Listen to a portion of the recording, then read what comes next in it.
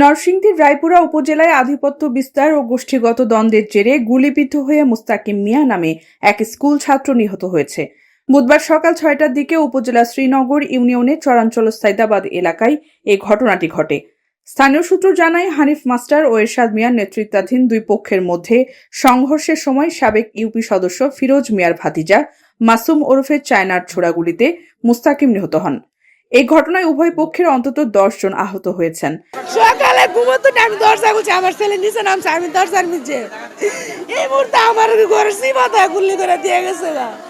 খবর পেয়ে ঘটনাস্থলে পুলিশ, সেনাবাহিনী ও বিজিবি মোতায়েন করা হয়েছে।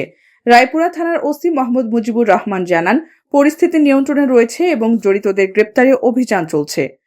স্মরণী আহমেদ, ডেস্ক নিউজ, অগ্রযাত্রা প্রতিদিন। অগ্রযাত্রা প্রতিদিন, নির্ভীক প্রত্যয়ে উজ্জীবিত।